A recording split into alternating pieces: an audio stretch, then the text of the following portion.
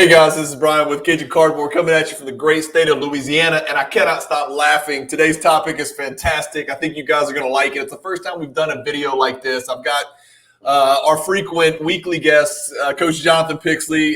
Welcome to the show, as always. You guys are watching us on the Luca Nation Network. Jonathan, what's up? Man, this is tough. This is tough. Let me lay it out. Let me lay it out. It's gonna be fun. It's gonna be fun, and it's more fun when you know you're gonna win something, and the other person has no chance. But let me lay out the format of what we're doing today.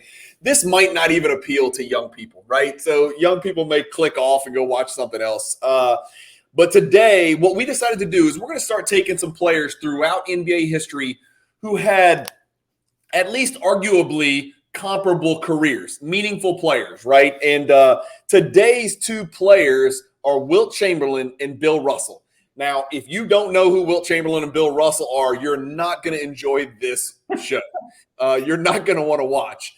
If you're really old, you're probably going to enjoy it more than a young person, right? But if you're our age or a little bit older, you're going to enjoy this. And comparing these two guys is really all about perspective. And, and what you lend the most weight to when you're gauging, athletic success, in a particular sport. So what we did is, again, we haven't shared any information with each other. We always want these to come across as very organic and just natural. Like like we always talk about, like we were going to one of our old AAU tournaments and we were just riding in the SUV and we just started arguing about shit. So that's all this is going to be, except we had a little bit more time to prepare. But what we did was, we both made a pact that we would not, we didn't pick and choose Wilt or pick and choose Bill. We flipped a coin. And I know that it was done fairly because you flipped the coin while I was on the phone in the car and I trusted you to call it like it is. And so I called heads and you said, shit. And that's when I knew I had Wilt. And so, I won't tell anybody who we're both big fans of, but it should come through pretty clearly by the end of this video. So you've got Bill Russell, I've got Wilt. Basically, what we're going to do is we're going to basically talk about these two guys, point, counterpoint, almost like an attorney presenting a case to a jury. And you guys are the jury. You guys that are watching are the jury. We want your comments. We want to solicit as much input. If we miss something, tell us. If we get something wrong, tell us for sure.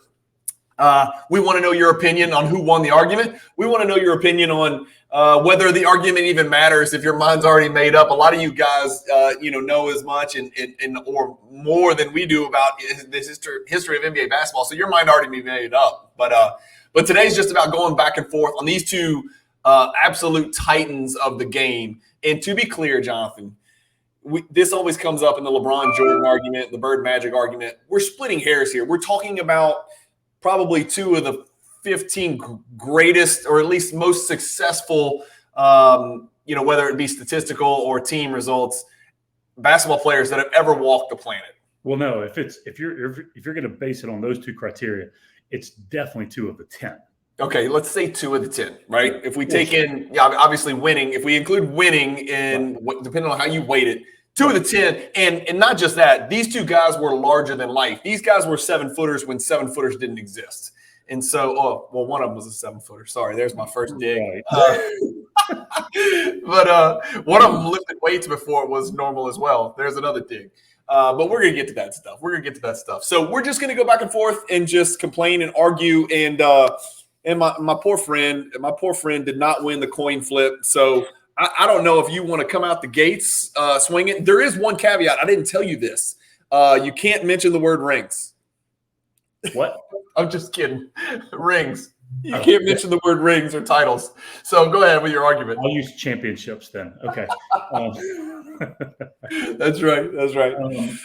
So, I mean, look, obviously, statistically, I have no argument on my behalf, other than a couple of different areas, which really, it absolutely blew my mind whenever I looked at some stats that I didn't know existed. Okay.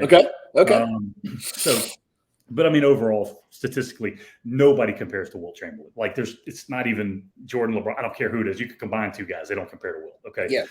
So my whole argument, anybody who knows anything about these two guys, is strictly based on winning and affecting winning. Okay. And so then it comes down to the argument of, how much help did he have versus Wilt? So, and I've got some arguments for all that I know people probably aren't aware of. So I'll start. I'm gonna go back to college with my first. You're already starting off on the right foot. Your first day as a lawyer, you're starting on the right foot. You want to start from the beginning with Bill Russell, especially. Yes, go for it. You should have started in high school. I really could. Go ahead. Yeah, because you're right. Wilt didn't. I don't think Wilt won there either. But first of all, does anybody know? Obviously, I'm talking to you. Do you know who Wilt Chamberlain's college coach was?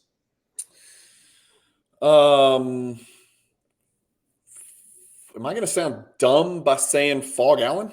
No, you are correct. Fog Allen. Okay. Okay. So everybody's heard of Fog Allen who knows anything about college basketball. One of the first great coaches at Kansas University.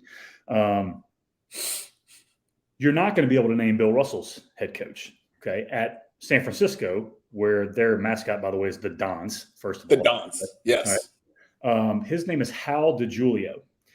So Wilt Chamberlain never won a title in college, made it to the NCAA finals one time his last year, and was never the collegiate player of the year, which I did not know that. I thought for sure he was the collegiate player of the year. Whereas Bill Russell won back-to-back NCAA titles at freaking San Francisco and was also back-to-back national player of the year. Yep.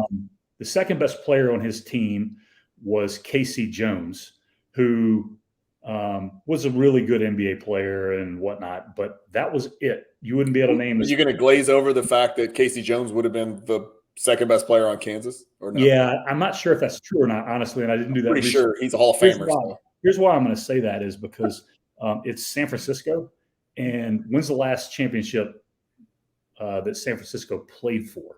Okay, so when's the last championship? Hold on, I'm not done. When's the last championship that Kansas played for? Oh yeah, that's right. They won last year. I forgot. Moving on, a little bit more historical significance. Are we going to do one point at a time here, or are you just going to lay out your whole body of work? No, that's it. That's my collegiate argument right there. So I'm starting with the collegiate argument. Okay. Well, first, let's start with there's a lot of teams that used to be super relevant in all sports. You could say Nebraska football. You could say Arizona State baseball. Programs, are oftentimes juggernauts and then disappear, never to be seen again, right? 2 years. 2 years. Okay, that's fine. I get it. 2 year span. Well, when you put two Hall of Famers on the same college team, you're probably going to be successful. Is that fair? I don't think Casey Jones was a Hall of Fame player. I know he was a Hall of Fame coach. Okay. Pretty sure that's the correct. Yeah. Okay. So we're not here to talk about college. That's my counterpoint, right? We're not here to talk about Overbrook High School versus just saying that's where Bill Russell's, 8th grade middle school team, right? And you're going to notice a trend. That's all I'm saying. Yeah. I know the trend. I get it. And the trend is going to be that he's had Hall of Famers around him at every step of the way, right? Okay. Yeah, he probably played high school with Bob Pettit. Was Bob Pettit on his high school team? Let me plug Casey Jones in here because I want to make sure as a player, Casey Jones is in the Hall of Fame. 8-time NBA champ. He's in the Hall of Fame, but he averaged 7, 3, and 4. So he must be in as a coach. We'll say he's in as a coach. Yeah. He was also 6'1", 200. Got it. Okay. Born in Texas. Went to San Francisco. Got it. Okay. So there's your argument. Let me start with and well done. I think he probably should have started in high school because I think he won a high school state championship. Maybe I might be wrong. Not that that's really all that wrong. But I'm not going all the way back there. Let's not go back there. Let's not go back there. And I'm sure you'll get to the Olympics because that's what that's all you can do. No, so go ahead. Let's start with this. I'm just going to list 4 rules that had to be changed for basketball to continue to exist and not to turn into a mockery because of the existence of Wilt Chamberlain. Number 1, they had to change the lane. They didn't just widen the lane. They doubled the size of the lane because it was too easy for Wilt to score. And so they switched the lane from 6 to 12 feet wide. That's the first thing they did. The second thing they did, which they're talking about bringing back because there's nobody in the world like Wilt anymore, is that they eliminated offensive goaltending. You can no longer touch the ball over the cylinder as an offensive player or swipe it off the rim as an offensive player or dunk it back while it's on the rim. We know that. You used to be able to do that. Obviously, you couldn't do that for Wilt. So another, not really a minor rule change, pretty significant rule change. The third one is a relatively minor rule change, but just the fact that somebody had to come up with this makes me think I wanted to see Wilt play before this rule was changed. You used to be able to inbounds the ball over the top of the backboard into the lane if you were inbounding the ball under your own basket. And they thought that was unfair because Wilt would just stand there and the guy would just throw the ball over the backboard and Wilt would be the only one that could get it and he'd dunk it. And it was automatic 2 points. Anytime the ball went out under his basket, it was automatic 2 points. Right. That's weird. Okay. But the fourth rule change is the one that I know you know what it is because you're old like me. Yes. And I know you know how preposterous this is. They had to institute a rule that you can no longer dunk your free throws. So there is a world that exists out there where the one knock against Wilt is his admittedly atrocious free throw shooting, which was like 51% or 56 or something. I forgot. I can look it up. Let's see. We'll look it up real quick. Wilt was a terrible free throw shooter. He shot 51.1%, so just a little over half. Worse than Shaq. What if he shot 100%? He could have shot 100% is what I'm getting at, right? So the 100-point game would have been 104. You know, the 50 points he averaged in 61 would have been probably like 71. It would have been craziness. It's already preposterous. We're going to go through some of the lunacy, but I wanted to start with the fact that this man led to more rule changes and more sweeping, like meaningful rule changes than any player that's ever played, I think, any team sport in existence, personally. I don't think football had any rule changes like this. Baseball, I'm trying to think. It would be like in the era of Babe Ruth, they said, you know what? The ball doesn't weigh enough. He's hitting too many home runs. So let's double how much it weighs. Or, you know what? A 300-foot fence is not deep enough. Let's make it 700 because you got to move the thing back or something like that. Yeah, or something like that. Or maybe you got to use a wiffle ball bat or something like that, right? So these are preposterous rule changes because of one man, and his name's Wilt Chamberlain. Go ahead. No, go with your point. Anything you want to say about the rule changes? So that's a phenomenal way to start, and it's and there's no question, by the way, athletically in the history of athletics, he changed his particular sport more than anybody else. No question. Because when you change the entire measurements on a court, it changed everything, you know. So yeah, those are major rule changes. And they try to talk now about how Shaq changed the game. Dude, not like this dude. I mean, this changed everything. When you double the width of the lane, I mean, come on, double. Really? All right. So let's go to individual accolades in the NBA, obviously, where and I think this is a little misleading. So I'll fall on the sword here a little bit, but Russell was a 5-time MVP. Wilt won 4. Russell was 11-time first team All NBA. Wilt was 10 times. Okay. Now the problem with that, for those who don't know, is back then you could make second team All NBA, but be the MVP, right? It happened. And it did happen.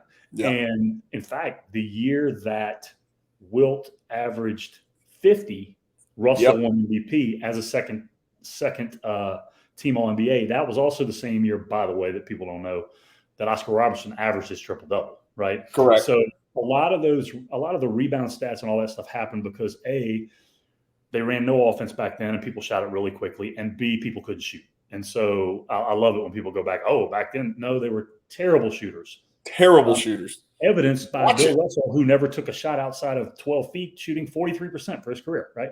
And Wilt, ironically, only shot I think 51, 52%. Just over 50. Yeah, just over 50. He had a year where he shot 72. You know what 54. I'm saying? Yeah, 54. He shot 54, but, part of that's late in his career. So anyhow, I think from a individual accolade standpoint, you look at it and go, okay, he's got 5 MVPs and Wilt's got 4. He's 11-time All NBA and Wilt's 10. Now, keep in mind, there were 10 years where they were in the league at the same time, correct? Yep. Okay, so Russell obviously would have had one more opportunity there than he did, as far as in order to exceed him. So, nonetheless, that would be my next point. That's a great point. Before we get sidetracked, the year Wilt, 61 was the year Russell won MVP, second team All NBA. Wilt averaged 50 and 25. Yep. And didn't win MVP. Was Oscar Robertson second or third in the MVP voting? Third. He was third. Okay. So the first man ever to average triple-double finished third in MVP voting. Just let that sink in. That's nuts. And well, that's just nuts to talk about. All right. So I guess, and I'm going to go through here quick, and we can just laugh about this together. I'm going to go through Wilt's records. He's got 72 records, 68 NBA records that he holds by himself, not shared with another player. Okay.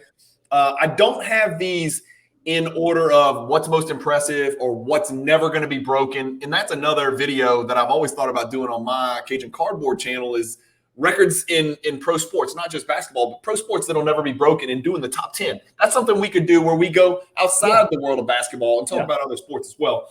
But here we go. And I'm going to go quick through these because there's a lot. I'm not listing all 72 records. He never fouled out of an NBA game. That's insane and preposterous. He averaged 48.5 minutes per game during the 1961 season when he broke all the records. It's it's the greatest statistical season of all time, without question, in any major pro team sports league. Yes. 48.5 minutes per game. For those of you watching, there's 48 minutes in an NBA game. That means he played every minute of every regular season game, and he played multiple games in overtime. So you tack on minutes, you get over the 48 threshold. He had the highest single season. He has the highest single season points per game, 50.4. He has the most career minutes per game, 45.8. So he averaged 48.5 minutes one season, but he averaged 45.8 minutes played per game for his career. That's even old man Wilt. That's even Wilt, who played into his age 36-year-old season. He was playing 43 minutes a game. So when you hear about load management and taking nights off and sitting back-to-backs, Wilt is somewhere in heaven laughing, or he's somewhere. He's laughing his ass off at people that are taking off back-to-backs because they're sore, they need rest. And this is a guy doing it. And Russell had also really good minutes per game, but doing it in an era where they're taking buses, they're taking trains. There's no such thing as private airfare, of course. So a whole different world. There's no medical science technology. There's no massages. Well, there's massages for Wilt, but not the kind that would get you ready to play basketball. There's no saunas probably. They're not taking ice baths. They don't know what the hell they're doing, right? They're just wrapping it up, putting some liniment on it and rolling out there. He's got 22.9 career rebounds per game. And so the reason I bring that up is Bill Russell's greatest, statistical contribution was rebounding, and Wilt was a better rebounder. He has the most rebounds in a single game, 55 in one game. He has the most career total rebounds, again, and that is what Bill Russell does. He has the most seasons leading the NBA in rebounds, 11, and that's what Russell does. He has the most rebounds per game in a single season, 27.2 in that same 1961 season. He has the most points in a single game, 100. And he made 28 free throws that night, by the way, just like Giannis in game 7. Was it game 6 or game 7? Game 6. Yeah, game 7. No, he didn't make 28 free throws. No, I'm just saying Giannis showed up and made his free throw. It was like 17 for 21 or something like that. Yeah, he didn't make 28. Yeah. But like when it counts, like Shaq says, I'll make it when it counts. So yeah, sure, Shaq. Sure you do. 5 of the 10 highest single game points scored. So, everybody knows about Kobe's 81. You know about David Robinson's 70, and I think David Thompson also had 70, maybe. So you had Kobe 81. You had David Robinson had 71. 71. George Gervin Thompson had 73. Okay. George Gervin had 68. Jordan had 69. Yeah. So there's some guys. Yeah. So of the 10 highest, Wilt has 5 of the 10. Of the 20 highest, Wilt has 12 of the 20. Right. He has 15 65-point games on his resume. He's got 32 60-point games. He's got 118 50-point games, which is more than – remember, that's like a season and a half of 50-point games. That is more than Jordan, Kobe, Harden, Elgin Baylor, and LeBron combined, who are the guys that are next on the list. Yep. And keep in mind, if he would have kept trying to score, later in his career, like if he cared about it, Yes. he probably had 200. He probably would have. And we're getting to what could have been if Yeah. things were different. He had 45 50-point games in that 1961 season. So more than half of games he scored 50. He was more likely to score 50 than not. Yes. Just think about that. He's more likely to have a 50-point game than to not have a 50-point game. Right. He has 271 40-point games, the most in all time. He had a 78.43 rebound game. Did you know that? Was the same year, though, right? Yeah. But he had a 78.43 game. How do you have enough time to do that, man? I don't know. I mean, even in 48 and a half minutes. He had a streak that season of 4 consecutive 60-point games. He had a streak of 7 consecutive 50-point games. He had a streak of 14 straight 40-point games. And get this, he had 65 consecutive 30-point games. 65. He got to 15,000 points, 100 games faster than Jordan, who was second. He got to 20,000 points, 121 games faster than Jordan, who was second. He got to 25,000 fastest. He got to 30,000 fastest. What I'm getting at by mentioning those is he is the greatest scorer of all time. He would have been the greatest scorer of all time if he chose to play into his 40s like Kareem and didn't have to waste those years in college, although Kareem had the same issue. He never had 9 rebounds in a playoff game, ever. So every playoff game he ever played, he had 10 or more rebounds, double-double every single playoff game he ever played. He never averaged below 18 rebounds in a single season. Russell can say the same thing. They're the only 2 people in history. Never averaged less than 18 rebounds. He never averaged below 20 rebounds per game in a single postseason, which means he upped it. Russell can also say that. Russell also never averaged less than 20 rebounds in a postseason, ever. He has the most career double-doubles, 11.8 full 82-game seasons worth. So 11 seasons worth of double-doubles, 968. And he had the most consecutive double-doubles. You want to guess how many? Double-doubles. Nah, no clue. What? 227. But guess what? He also has the second longest double-double streak, 220. And the third longest double-double streak, 133. I was going to guess like 500. So, really was. So he probably took a game off when it could have been 448 if he had just got a couple more rebounds. Yeah. And so that's it from my statistics standpoint. Again, I know statistically it's tough. Your best argument, and I'll let you make it, is that it was a different era and it was easier to accumulate statistics. Yeah, I'm not going to do that because Russell played in the same era. So that you can't really do that. So my argument would go straight to the playoffs. And so that's really my only statistical argument that I have. Russell wins 11 championships to Wilt's 2, which, I mean, for people out there who are saying, well, Robert Horry won 7 championships, and is he better than Bill Russell? No, I mean, obviously not, right? But let's take this into account, okay? Russell wins 11 out of 13 years he wins championships. Now, a lot of people would look back and go, yeah, the league was a lot smaller, right? And there was a lot less teams. Well, Wilt played in that same league, right? Yep. And then on top of that, that means that there was a lot less watering down of whatever talent was back then because the league was much smaller, right? That's an argument I don't like. Well, because you're saying they're all playing for the Celtics, which is not true. No. This is why. Let's throw Wilt and Bill out for a second, because this argument comes up a lot. And people say, well, it was just as hard. There was 8 teams. There was 12 teams. There was more good.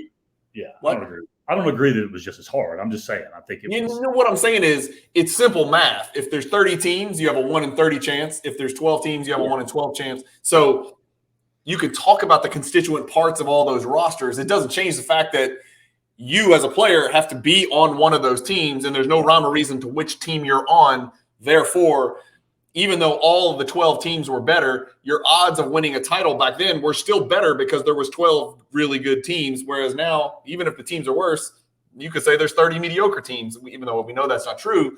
But the more teams, the more difficult it is to win the title. That's just a fact. So people make that argument all the time. It doesn't make any sense. You're arguing the teams were better back then. Number one, they weren't, because the depth and the talent was just completely different. But go on. Yeah, you make a good point. Yeah, they played in the same league. They both had the same 1-12, 1-16, 1-10, whatever chance of winning a title. Therefore, rings versus rings is a fair comparison. Yes, it is.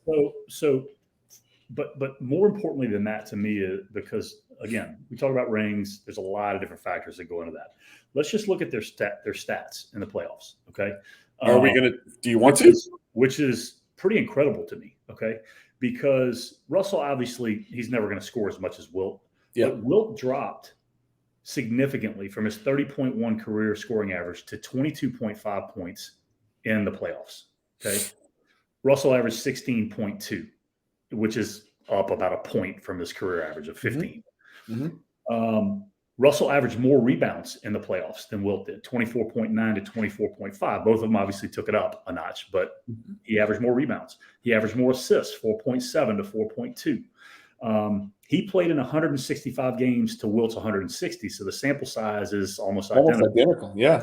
Right. But here's where the interesting part comes into me. Okay. Let's talk game sevens and closeout games. Okay. Now, when you talk about the records of those teams, I get it. Okay. You could just say, well, the Celtics are better. Okay, fine. But during that same 10-year span, okay, where they played in the same league, obviously, Russell played with 5 of the top 50 guys when that first top 50 came out in, what was it, 96? Is that right? And Wilt played with 6. Russell never played with a guy as good as Jerry West. Never played with a guy as good as Elgin Baylor, but I'm not really going to count that one because Elgin Baylor was towards the end of his career, right? Yeah. In fact, the year that they actually won it, Elgin retired like early. 11 games in the season, yeah. Yeah, okay. Bill Russell's Game 7 record was 10-0. He never lost. Wilt's record was 4-5. Okay. Okay. Let's argue teams, whatever. Statistically, Bill Russell in Game 7s averaged 29.3 points a game. Wilt averaged 24.4. Now, this is shocking to me, okay? But in Game 7s, Bill Russell averaged 18.6 rebounds. Wilt averaged 27. Okay, so they flip-flopped almost. It's weird. Yeah. And then assists-wise, Wilt actually averaged one more assist, 4.7 to 3.7. But 29.3 points a game in Game 7s. And here's the kicker to me, okay? In those Game 7s, Bill Russell shot 61% from the field. That's nuts. And Wilt Chamberlain shot 48. Okay, so my point is, it's like, how many Game 7s did Wilt Chamberlain play? 9. He was 4-5. Fair. To be fair, that's a very, very small sample size. You know what I care about? No. I'm saying, let me finish, because Bill Russell played in 10, right? So the point is, you got the same sample size. This is my only point. We just talked about Wilt, where you go, okay, well, if he'd have kept trying to score later in his career, which I know you're going to get to, there's no telling what he could have done. Okay. If Bill Russell would have cared about scoring like he did in Game 7s, I got to think he probably could have averaged 27, 28, maybe. I don't know, because he obviously did it when it mattered more than any other time, and he never lost. So he recognized, I got to score in these games for us to do this, and he never lost, and he averaged damn near 30 a game. So, and then when you talk about closeout game record, Russell was 16-2, Wilt was 10-11. Okay. Yeah. So when you're just talking about winning and then you add the stats to it, it's closer from a playoff standpoint, of course, than I thought it was going to be statistically. It really is. So that's my here's why I don't think it's closer. If this argument was who came up bigger in 9 Game 7s, then it sounds like Bill Russell did. It sounds like who raised their game the most in 9 Game 7s. It sounds like Bill Russell did. I'm saying he did in 165 playoff games. But why don't we do this? Why don't we compare the 49 games in the playoffs that they played against each other? Oh, yeah. That's in those 49 games against each other, right? You hear the argument, Wilt was playing against a bunch of plumbers and, milk carriers, right? Okay, well, he did play against Bill Russell, who I will admit is one of the greatest defensive players that ever lived. And by every by every measure, he was at least in the conversation, right? I mean, I'm arguing for Wilt, you're arguing for Russell. We wouldn't be having this argument if people didn't think they were on an equal playing field size-wise and things like that. So in those 49 games where they matched up with each other, Wilt won 29 and lost 20. So he got the better end of Wilt Chamberlain, and we know he got the better end of Wilt in the games that mattered the most. What I'm getting at is that, when you look at team achievements, and winning is a team achievement, Wilt was probably 4 games away from really flipping this script, and we would not be making this video. Can't argue that. Can't do that. You can. Nah, you can't, because you could do that in every sport. You could say Tom Brady wouldn't be better than Montana had this and this and this not happen. But they didn't play against each other. These are games where Bill Russell eliminated Wilt Chamberlain. They could have 50 points. 50 points out of the 900 games that these dudes played in their career, 50 points in head-to-head matchups in elimination games and game sevens might be the only argument Bill Russell has in his favor. What if Bill Russell had 6 rings and Wilt had 5 or 7 and 6? Well, sure. Yeah. But it would be different. He never lost. But let me go back. So this is what happened in the 49 games that they played against each other in the playoffs, right? Let's talk about regular season. In the regular season, Wilt was 30, 28, and 4 against Bill Russell. Mm-hmm. And Bill Russell was 14, 23, and 4. Mm-hmm. Okay. Wilt shot 49%. Bill Russell shot 37% against Wilt. And neither one could ever shoot free throws. So we're never going to talk about that. Okay. And I will admit, Bill Russell's free throws were probably slightly better, but it still ain't nothing to write home about. In the playoffs, these are playoff games. 49 times these two behemoths matched up. Wilt averaged 26 and 28, and Russell averaged 15 and 25. Mm-hmm. Russell actually did. I'm going to talk about free throws. Russell stepped it up and shot 60% from the free throw line. And Wilt Chamberlain's right at his career average at 49. Apparently wasn't concentrating. And then, Wilt obviously shot a better percentage. So we can talk about game sevens and team results all we want. And who you would rather, who stepped their game up most in a game 7 is, it's like, well, the floor, the baseline for Russell was lower than the baseline for Wilt. So there was more room to step your game up. I mean, freaking Wilt was 26 and 28 against Russell in the playoffs. How much more can you expect a human being to do? And so what that says to me is all that's left is your teammates. All that's left to distinguish between these two guys when they play each other head-to-head on the biggest stage in the games that matter the most is their teammates, because head-to-head against each other, it was an absolute woodshedding. I mean, it was bad. It was really, really, really bad. Wilt played with one more top 50 guy than Bill Russell did. I know, but where in the top 50 were they ranked? That's what we got to look at. We got to look. I looked at that. I looked at that because I was like, everybody, and myself included, was always under the impression the Celtics play. He had this many more Hall of Famers, blah blah blah. But you got to look what those Hall of Famers' credentials were. I mean, you know what I'm saying? I mean, Anthony Davis is going to be a Hall of Famer, and so is Shaq. Are we going to just say Hall of Famer versus Hall of Famer? You know what I mean? You got to look at who they were. You got to look at Bob Cousy. You got to look at Tommy Heinsohn. I mean, there's a lot. Is that what you're going to do? You're going to say Heinsohn? I mean, if you want to say Havlicek, that's fine. Well, let me ask you this question. Yeah. When Heinsohn came into the league the exact same year. Hold on. You want to make fun of Heinsohn in his crazy announcing ass? He actually had big numbers at one point. Well, let me just tell you something that I know you don't know, and I know you're a student of the game. Did you know that Heinsohn and Bill Russell's rookie seasons were the same year? I did not. Who won Rookie of the Year? You're not going to like Heinsohn. I mean, Wilt's numbers overall are better, right? Outside of his shooting percentage, which they were about the same in those 4 game sevens. But the year Wilt averaged 50, for example, 1962, they play a game 7. Russell holds him to 22, which was his playoff average. But I mean, you're talking about less than half. Okay. Yeah. Now, in all fairness, Russell scored less than that in that game, right? But he did hold him to 22 points. Yeah, that's a feat. 65, Russell goes for 15, 29, and 9 assists, okay, when they beat them. 1968, Russell holds Wilt to 14 and coached the winning team. That's nice. Now, that's a feather in your cap right there. To the first ever 3-1 comeback. First I'm ever. gonna give you some credit there. That's a feather in your cap for Russell. And again, this wasn't in the coached this team. finals. This wasn't in the finals, right? Because they were in the same conference. Yeah. The first ever 3-1 comeback. He holds him to 14 and coached the freaking game. Okay. Yeah.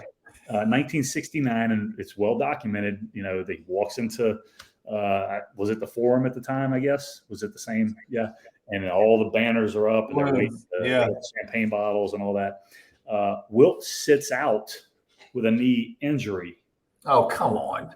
And for the last 5 minutes, and I think Van Bredikoff was the head coach, and he refused to put him back in the game because he was pissed at him. And the irony in all that is the Celtics were up big when he went to sit. When he came off the floor, the Lakers cut into a huge deficit and almost came back and won the game. But Don Nelson and his leg kick jumper that hit the back of the rim, bounced up, hit top of the backboard, and went in. Yeah. Won the game for him. So save Russell's ass again. My point in saying this, and this really is my closing argument, counselor, okay.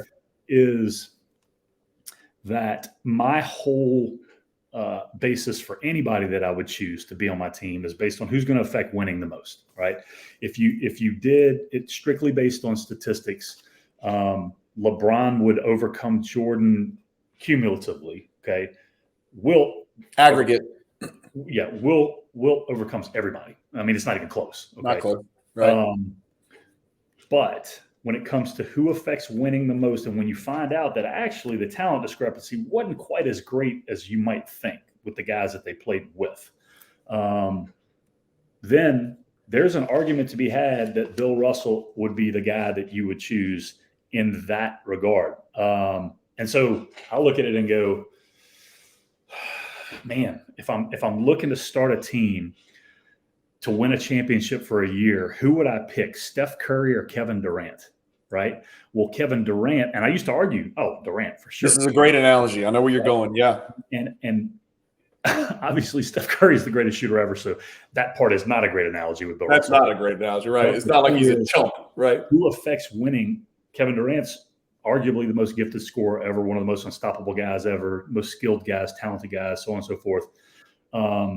But the fact remains, he didn't win a title until he joined Steph Curry, and Steph Curry's won 2 outside of that. So who do you think affects winning more? I would have never, we argued about it all the time. 3-4 years ago, I would have never told you Steph Curry would be that. I'm moving on that. Yeah, I'm headed there now, and I think that would be closer to the Russell Chamberlain argument for me. So, yeah, that's an interesting analogy. Yeah, it's interesting because I could literally talk for another hour about how much better Wilt was statistically than Russell in every single way, in every single category that mattered, except for free throw percentage. And you're right. I mean, it all comes down to what type of effect Russell had on winning above and beyond statistics. Because my argument was always, let's just say they got drafted to opposite franchises. Right. And let's say Wilt Chamberlain was a Celtic. Let's say Red Auerbach pulled some trick where he got him in some kind of territorial draft. Did you know that neither Wilt or Russell were number 1 picks in the draft? I knew. That's crazy. They were like 2nd and 3rd, respectively. Yeah. But what if Auerbach had played some dirty trick and picked up Wilt Chamberlain and put him in his franchise? Would he have 16 rings? I don't know. Would he have less than 11? I don't know.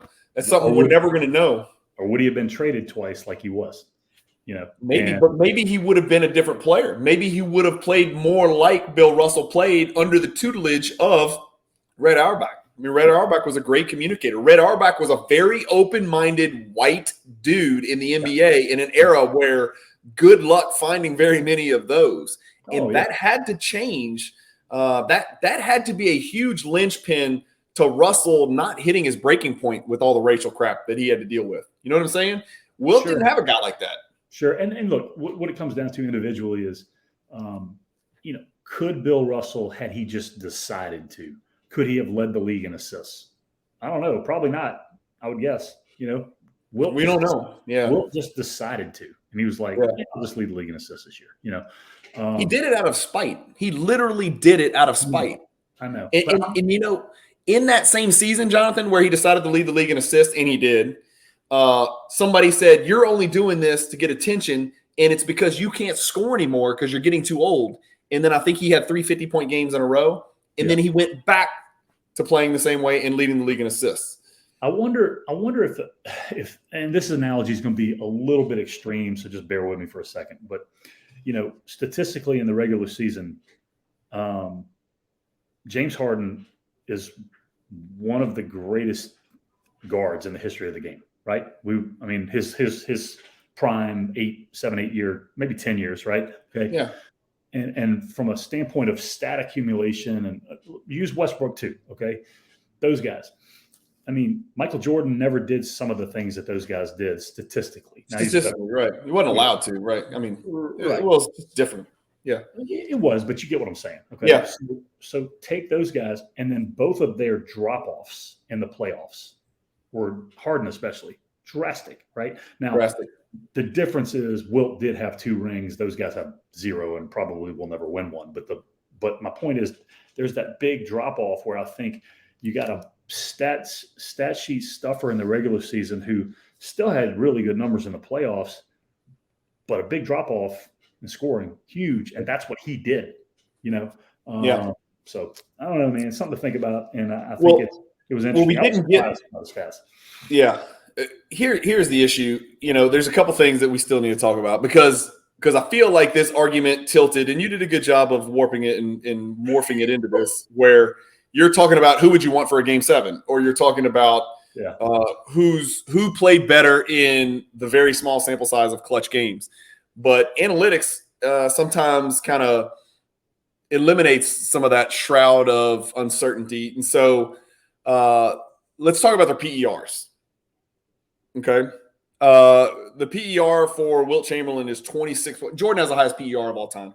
Right. And Chamberlain's up there, 26.2. Mm-hmm. Wilt's PER is 18.9. So career PER, Wilt is 7th. Russell's is, Russell's is 18.9, which puts him just behind Mark Aguirre, Kemba Walker, and David Lee. Yeah. Okay. Regular season, right? Career. Yeah, it's career. It's everything. It's all your games you played. Right, but is it just regular season? I think PER is just every game you ever played. I don't know. I'd be interested. Maybe it is. Yeah. Either way. Okay. Yeah. Are you insinuating he was just dogging it during the regular season? No, I'm just saying. Look at his numbers. I'm joking. I know. I'm just saying. I don't know, man. Russell's highest PER season was 22.8, and Wilt did that 12 times, and he did it the first 10 seasons of his career. Yeah. And PER, it throws out, it throws out teammates. It throws out winning. It just looks at, how efficiently, you contribute to points on the floor. Win shares is the one where this is where I'm going to cut into your argument about who affects winning the most, and I'm going to use win shares as an example. It's the estimate of the number of wins contributed by this player compared to a replacement player, basically, or pretty much. Or how many wins did this particular player contribute to the team over the average player, I think is the way it goes. Correct me if I'm wrong in the comments. That's I get win shares and value over replacement and all that crap. Wilt had 247 to 163 for Russell. Career win shares, Wilt's third behind 2 people who just won't stop playing basketball, Kareem and LeBron. They've just played so many more games that win shares is an aggregate stat. And so they've played so many more games, they get to accumulate more win shares the longer you play. And so Wilt's third all time. Russell is 20th behind Reggie Miller and Artis Gilmore. Yeah. Career win shares per 48 minutes. Wilt's third, Russell's 31st behind Easy Ed McCauley, and again, his nemesis, Artis Gilmore. True shooting percentage, we don't really need to talk too much about that because that incorporates free throws, right? We always talk about Wilt's free throws are so bad, and Russell's were not great. But true shooting percentage, 54 to 47, Russell as well. Let's real quick talk about the teammates. And we talked a little bit about it, and it's real easy to say, just like it's a fallacy to say, well, the Celtics had, better teammates than, the Sixers and the Lakers. It's not fair to say that with no substantiation. It's also not fair to say, well, he had this many Hall of Famers. He had almost as many Hall of Famers. It's the same thing because it's the same number of Hall of Famers. The Hall of Famers on your team matters, right? Michael Jordan's a Hall of Famer, and freaking Adrian Dantley's a Hall of Famer, but that's not 1 versus 1. Right. And so who those Hall of Famers are, matters a great deal. So when Russell came in the league, he joined a Celtics team that had a winning record. So they were already winning, right? They already had the best player in the league, Kuzi, or Pettit, arguably, but Kuzi, right? I think was – Pettit. And did Pettit come in the year before? Pettit was probably the best player in the league at the time. But Kuzi was there. We talked about, not winning the MVP and the Rookie of the Year, and you make a very valid point. They chose two white dudes, right? Not surprising. So I don't know. It's tough. I do like the stat that neither one of them was a number one overall pick. I think that's really funny. Because Jordan's not a number one pick. It's like, good point. Yeah. When are people going to learn? Right? I gotta know who was chosen ahead of him. Was it white people? I bet it was. Let's see if it was some 5'11" white guy. Let's go see. I don't know. Let me see if I can pull that up. I got Wilt Chamberlain. We're on Basketball Reference. He was here you go. Wilt was the third overall by the Warriors. No, it doesn't give you the breakdown. And Russell was the second overall pick by the St. Louis Hawks in the 56 draft. Oh, wait. Yeah, I think I can see it.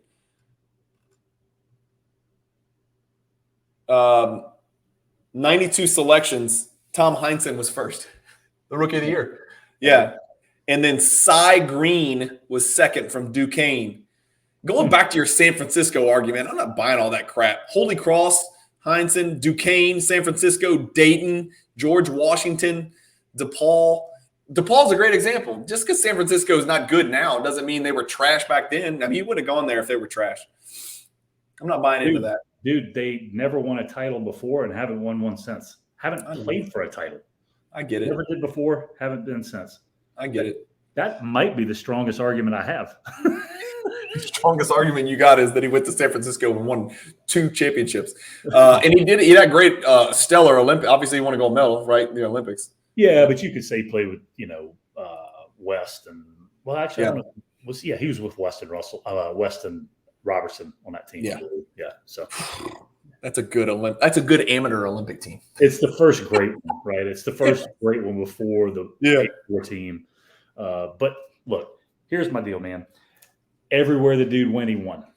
Period. Can't argue with it. And he won titles. But winning is a team sport. It's always the argument's always going to come down to fine. And he's playing with different teammates. And Wilt got traded twice and played with different teammates and won twice. So you want to just talk about winning? Look, better individual player. Wilt Chamberlain is in the argument for sure as the greatest individual player of all time. Okay, Bill Russell is not in that argument. Now, just statistically, you can't do it. But you want to go to win? I don't know, man. I'm telling you. It's a stronger argument than I originally thought. Let me ask you this question. We're going to the park. Yeah. You're playing a game for $1 million. It's $1 million. It's winner take all. Yeah. You get to pick, your 5 teammates. You get to that center position, and you got to choose between Wilt and Bill Russell. And don't choose Russell because you want to get your shots up. I've played with you. I know how you are, and I know what matters to you, Wilt Jr. Who are you taking? Are you taking to win $10 million in a pickup game? Are you taking Russell over Wilt? To win? Just to win? One pickup game to 40. A pickup? One game. 40. I get to pick the rest of my guys, too. The other guys are stagnant. Like, you've got them. Your teammates are already there. Yeah, I'm taking Russell. You've changed a lot, my friend, over these years. I'm still in the middle of the argument, dude. Are you going to take Draymond over Steph also? Still not in the middle of the argument? Are you going to? No, this is out. The argument's over. People vote. Let me know who won the argument. Let me know who's better, Wilt or Russell. Okay. Yeah, and you also have to tell us if you're white or black, because I'm not going to listen to any racist white people tell me they like Russell more. Like, no, I'm just kidding. No, if we're out of the argument, I would take Wilt Chamberlain every single day. And I would also tell you that I think Wilt probably would have won 15 championships if he could play. It was a trick. We're still in it. It was a trick. Take that into account when you comment. There was a trick. I tricked him. He admitted it. Even he knows. No, I'm just kidding. Let us know, guys. Hopefully you enjoyed this one. Let us know in the comments who you think was better, Wilt or Russell. And again, I've said this 3 times. I just want to be very clear the racist stuff existed. It was awful. It was pervasive. It was disgusting. It was despicable. And we don't mean to make light of it, but it definitely did affect MVP voting and rookies of the year and who got drafted and who was on whose team and who got traded for who. It was bad. It's a black eye. Obviously, we know about it in baseball, but people don't talk about the basketball side of it enough. Before there was integration. That Russell got drafted by the St. Louis Hawks, which actually I think might have been the worst place because I think like those guys on that team didn't want black people on their team at all, and so that was a major issue as to why he got traded to Boston. And that's how Auerbach said, no, you can't have him. He's a territorial selection because he lives in blah blah blah, something weird. Right. I don't know how that works because he went to San Francisco, but maybe it was where he was born or something weird. I don't know. They had some weird loophole that Auerbach and his genius exploited to snatch Bill Russell from the Hawks. Yeah. Now that's where Pettit was. Exactly. Yeah. Pettit's the only player during the combined Wilt Russell era to win a title, right? And to win MVP, or am I wrong about that? I think he did, Jonathan. I think you're right. He won MVP, but I'm saying, is he the only guy to do it outside of those guys? Because they won 9 and they were together for 10 years. So, no, you're right. He had to be. He did, yeah. He got 2 MVPs, Jonathan. He won the what year did he win those in? I don't know. He won 1 before Russell was there, though, I think. Man, Pettit was really good. He put up some really damn good numbers, too. 26 and 16. He played in the NBA for 11 years and went to 11 All-Star games. And won 2 MVPs. He was pretty good. And he has a lot of win shares, too. And he has a much higher PER than Bill Russell, just for the argument's sake. LSU guy. LSU guy. We sit right by him at the games and stuff. Let's do this. I want to end on a trivia question because I want to test your knowledge. And I didn't prepare you for this. And I certainly – you are probably going to get 2, maybe 3 of these. I don't think you'll get all 4. There's been 4 quadruple doubles in NBA history. And I've discovered this – when I was researching Wilt, I just stumbled on it. Wilt's not 1 and Russell's not 1. Because it steals. Okay. But that being said, if anybody was going to have a quintuple double, it would be Russell or Chamberlain. Yeah. And if anybody was going to have a quadruple double, those 2 guys would have had more than 10 each, more than 20 each. By the way, they took a year, and I can't remember what year. I heard. Blocks? You saw it? 8.8 and 8.1? Yeah. Average. There was a year where Wilt would have averaged 8.8 blocks and Russell would have averaged 8.1. Which means they probably had 30-plus games of more than 10. And as we've talked about, Wilt doubled every game of his life. Right. Which means if you had to estimate how many triple-doubles Wilt Chamberlain would have had in his career, 300? Easy. Yeah. Easily, right? Okay. Sure. Yeah. Okay, so getting back to our point, it's not Wilt, it's not Russell because they didn't keep track of steals and blocks like we talked about. Right. But there's been 4 quadruple doubles in NBA history. See if you can name the 4 guys. Nobody's done it twice. 4 guys have done it. Olajuwon? Yes. Did Alvin Robertson do it? That's 2. That's the one I thought you might get because of his ridiculous steals. I feel like David Robinson did it. That's 3. Those are the 3 that I thought you could get. I would have gotten those 3, but I would not have gotten the 4th one. Can you at least give me an era that he played in? I think he played – I might be wrong. I think he played on the same team as Wilt a couple years. So – he's a center. He's a Hall of Famer. He's another center. So 3 of the 4 quadruple doubles have been he did. He played for the San Francisco Warriors. Oh, Nate Thurman. Yeah, Nate Thurman. That's a good call. Yeah. That's it. I actually did see that not too long ago. Yeah, that's crazy, man. Wow. But when would he have done that? Because he came in the league in 63, and they didn't keep blocks, I don't think, until like 71 or something? Yeah, something like that. So it had to be after that. Yeah. He must have done it at age 32 or later, which is really, really impressive. Well, what was his 4th? Was it steals or was it assists? I assumed it was blocks because he's a center. Well, I don't know. I'm saying, like, did he get assists or steals as the other one? I mean, I know it had to be blocks as one. Yeah, I would assume assists. I mean, 10 steals is I don't know how many times that's happened in the world. Not a lot. Not often. Yeah. No. Interesting. Anyway, that's it. Hopefully you guys enjoyed the video. A little bit different format. We usually do top 10 stuff, top 5, top 15 with 45 honorable mentions. But this week we decided to do a little player comparison. Let us know in the comment. First of all, if you're watching this on Luka Nation Network and you haven't hit the subscribe button, for God's sakes, I'm begging you, hit the subscribe button. It helps the viewership. helps monetize the network for the guys that run the show. It gives us legitimacy, and it allows us to, tack on sponsors and let them know that we're saying things that people want to listen to and doing videos people want to watch. So hit the subscribe button, hit that bell icon for notifications, and comment below and hit the like button. All that stuff helps us with the YouTube algorithm and how YouTube pushes us out, and podcasts as well. But let us know if you like this format as well, because we've got a couple of other guys, Jonathan, we've talked about that will really, this is like, a bunch of 70-year-old guys are probably going to argue about this, and guys like us, right, nerdy late 40-year-old guys, but like LeBron Jordan.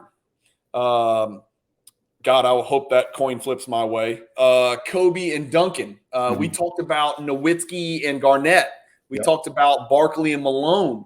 We talked about we could talk about Stockton and Nash. We could talk about Magic and Bird. Yeah. We could talk about Shaq and Olajuwon. Man, there is a million different directions we can go with that. We could talk about Hersey Hawkins and Dan Marley. We could do, but we're not going to. We're not gonna, but we could, right? But man, there's a lot of other videos just like this we can do, where we go do the research for you guys, and then we, regurgitate stats and information and NBA history, and let you guys vote on it and listen, and let us know if you like this. I don't know. I guess the views will merit whether or not you like this more than the top 10 list. I think the top 10 lists are fun as hell too. And there's thousands of those that we can do that we haven't done yet. And I've got some great ideas, and I know you do too. So, let us know in the comments. Any parting shots other than, apologizing and admitting that I'm right?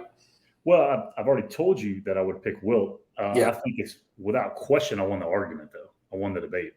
You made a great debate, because no matter how many times I tried to focus on who was the better player, you brought racism into the mix. You brought the teammates. You brought the city of Boston. You brought freaking San Francisco Don's basketball, Don DeJulio, or whoever his coach was. You muddied the picture, and that's what a really good attorney does. When they don't have the truth on their side, they kind of confuse the jury members or the judge, and they just kind of cloud it up. They muddy the picture. It's like NBA teams like the Pistons back in the late 80s and 90s. They would play sloppy basketball because they knew they couldn't beat a team playing real basketball, and so they just turned it into a brawl. That's what you did. You turned it into a street fight.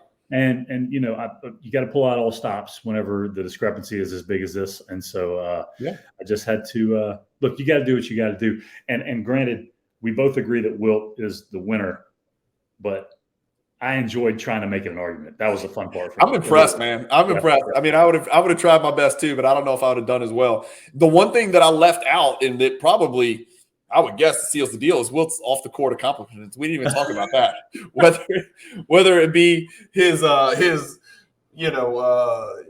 conquests of the other gender, or the fact that he was a world-class racquetball player. I think at one point, whether he was a professional volleyball player, he's in the Volleyball Hall of Fame. By the way, beach volleyball. By the way, what makes you think Russell wasn't a winner in that area? Yeah, I don't know. He probably was a winner. Yeah, he probably was a winner. He probably did just fine.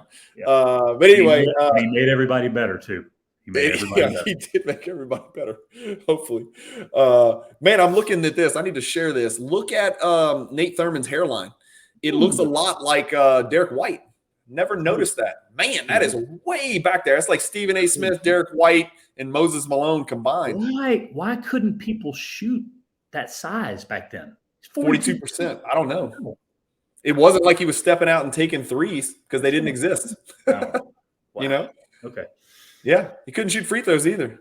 Very Wilt and Russell-like, Anyway, sorry, we're digressing. Anyway, thank you guys for watching. As always, comment below. Let us know who won. Let us know what you want to hear us talk about. We're literally an open book. We can talk about anything as long as it relates to basketball. But when you see the pinkies, it's time to do it. It's like ML Carr waving the towel, Red Auerbach smoking the cigar. That's the end of the video. So as always, thank you guys for watching the Luca Nation Network. Keep collecting. Stay positive in the hobby. And peace.